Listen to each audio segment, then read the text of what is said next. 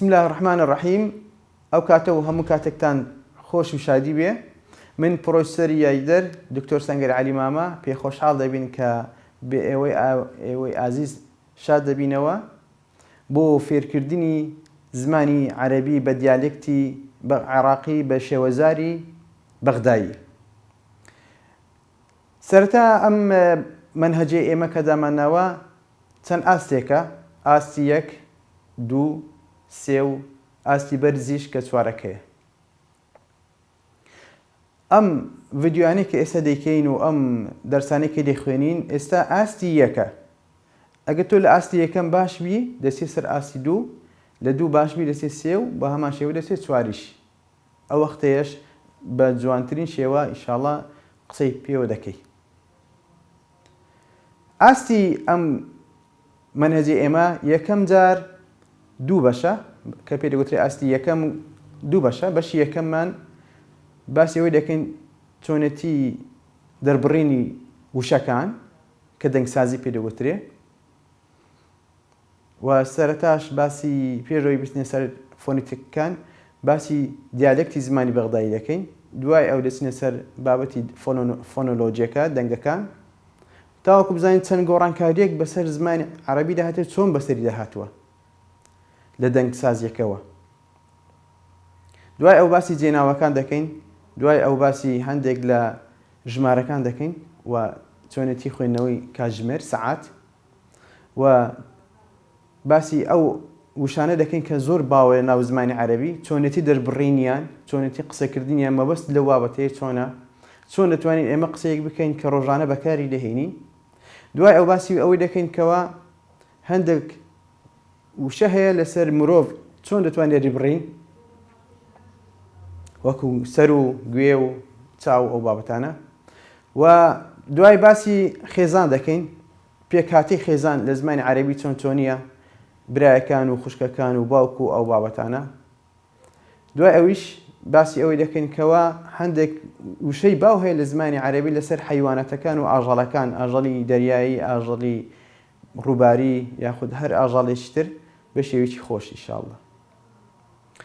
سەرەتا ئێمە دەبی بزانین باسی ئاستی یەکەم دەکەین کە الطريقة المثلى لتعليم اللغة العربية اللهجة العراقية البغدادية. باشترین ڕێگە بۆ فێربوونی زمانی عەرەبی. بەڵام زمانی عەرەبی کامە؟ العراقية، لهجة العراقية بە شێوەزاری بەغدایی. ئەوەی کە باز دەکەین جارێ ئاستی یەکەمە لە بەشی یەکەم.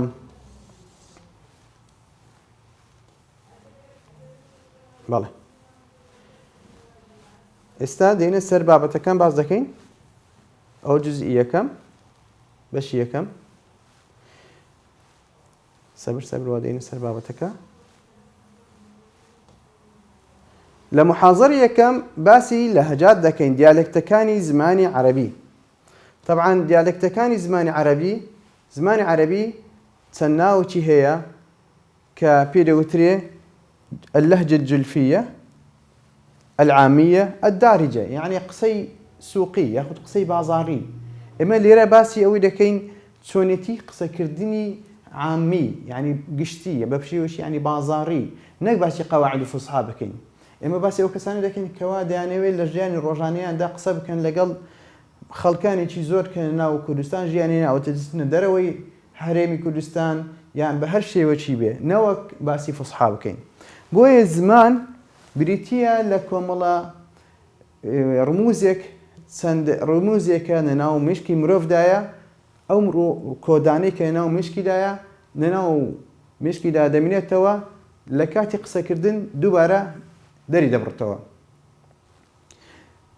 زمانیش دوو جۆرە، زمانی دایک، زمانی غێری دایک کە پێ دەوترێت زمانی دووەم. ئێمە باسی دایک ناکەین لەبەرەوەی هەموو مرۆڤێک لە دایکیەوە یاوەتە ئەو زمانی کە فێری بووە لە بیئەکەی خۆی و لە جینگەکەی خۆی فێر دەبێت. بەڵام ئێمە باسی زمانی دووەم دەکەین کە زمانی عەرەبیە. زمانی عەرەبیش چەندەها دیالێکتی هەیە. دیالێکتی بەغدایی هەیە، عێراقی طبعاً، دیالێکتی سووری هەیە، دیالێکتی تونسی هەیە، دیالێکتی خەلیجی هەیە کە بریتیە لە سعودیە و ئیمارات و دوبەی و ئەوانەش. مەغاریبەمان هەیە، تونوسیە، جەزائیرە، مەغریبە، لیبیا ئەوانە هەر هەمویان پێیان دەگوتری زمانی عەرەبی.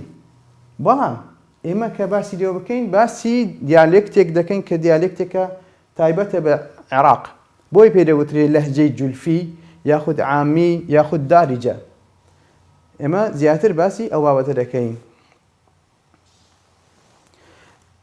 شێوەزاری بەغدایی ئێمە ئەگەر سەیریش بکەین ئەمە خەریتەی نەخشەی عێراقە، بۆی باسی عێراق دەکەین چونکە ئێمە زیاتر لە عێراق ئەو هەموو بڵێن سەیریکە لە 1995 زیاتریش کەمتریش جاریوە هەیە بە زمانی عەرەبی قسەی دەکەن. تەنها هەرێمی کوردستان دەبێت کە سلێمانی و هەولێر و کەرکووکە. تەمان کەرکووکی زۆر بە زمانی عەرەبیش قسەی دەکەن هەرچیان. بەڵام سەیریکە هەر هەمووی ئەوە عێراقە ئێمە دەبێ بە ئەگە بمانەوەی فێری زمانی عەرەبی بین بۆم شێوەیە قسان بکەین.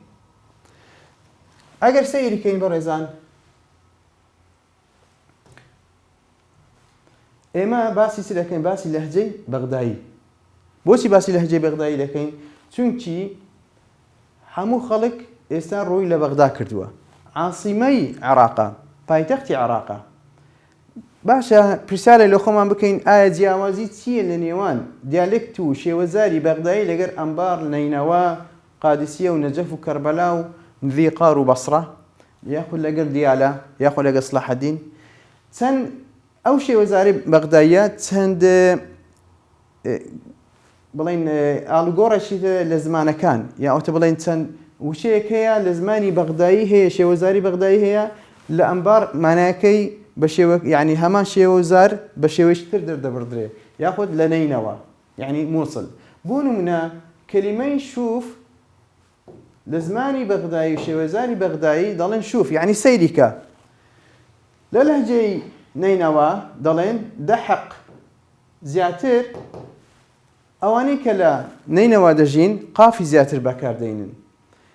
ئەو قافەیە لە ئەمبار پێ دەگوترێ دەحق دەبتە گاف گێ، کەواتە شێوەزارەکە جیاوازە هەمووشیان تێدەگەن. بەڵام ئەگەر یەکێک بێوێت زیاتر شارەزایی و قسەی بکا بە قسەیەکی بەغدایی دەبی بڵێ شوف یاخود باوع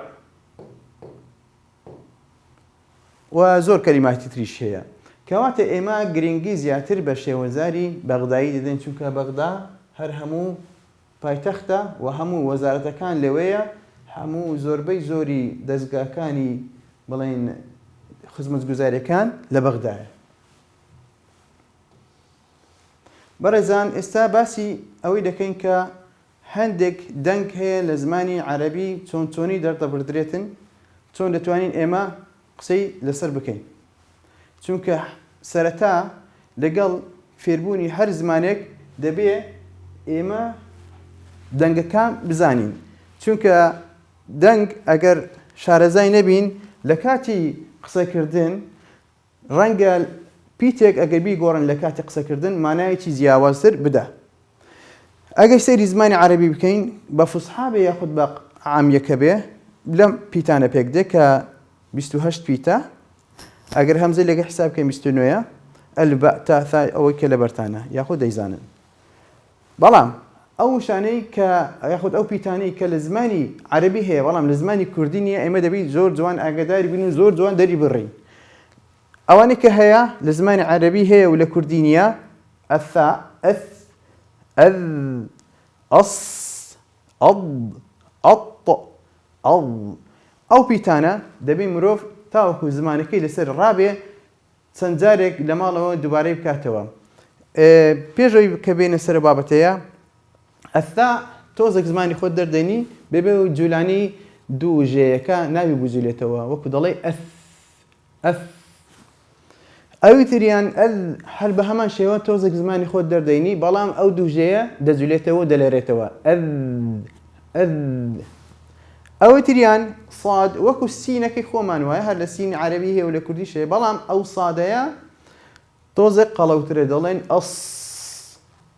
دادەکە زمانی خۆمان دەینین لە لای ڕاست یاخود چەپ تۆزێک دەینوێنین دەڵێن ئەڵ.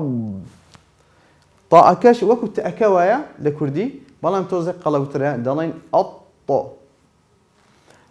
ضاءەکەش وەکو ذال وایە بەڵام تۆزێک قەڵەوترە دەڵێن ئەڵ. ئەوە لە کاتی دەنگبڕیندا زۆر محاولە بکەن زمانەکانتان لەسەر ڕابهێنن.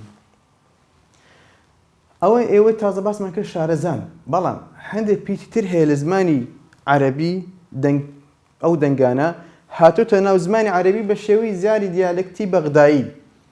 ئەویش وەکو چییە؟ وەکو چێ.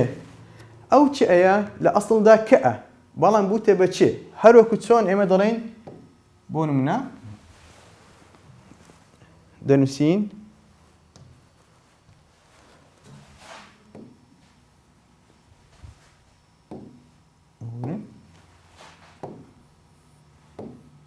کێ یاخود ئەمە دەڵێن چێ. بۆ وای لێ هات بوو بە چێ؟ لەبەر ئەوەی لە دوای کە یێ بێ یاخود یی بێ ئەو کەئە دەبێت بە چێ، یاخود گێ بە هەمان شێوە لە زمانی کوردیە دەبێت بە چێ. بۆ نمونە ئێمە دەڵێن گیان، بەڵام لە دەربڕینە دەڵێن گیان. بە هەمان شێوە ئەو چێەیە بە خۆی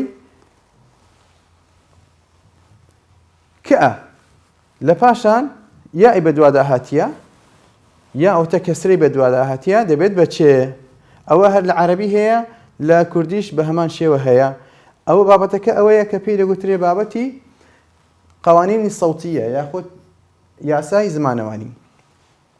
لە عەرەبیە گ هەیە، ئەو گەیە بە خۆی قافە، قەئە بوتە بە گێ. ئەوە لە دیالکتی و شێوەزاری زمانی عەرەبی بوتە بە گێ. زۆر جاران یێ بەکاردەهێنرێت کە لە زمانی عەرەبی ئەسڵدا نییە، بەڵام عەرەبی ئێستا لە شێوەی زاری بەغدایی یێش بەکاردێنی. بۆ نمونە دەڵێ وێنەک، وێنەک. بە هەمان شێوە وۆ لە زمانی عەرەبیدا نییە، بەڵام لە دیالکتی شێوەزاری بەغدایی هەیە، وەکو دەڵێ شلۆنەک، دۆمەک و هەروەها.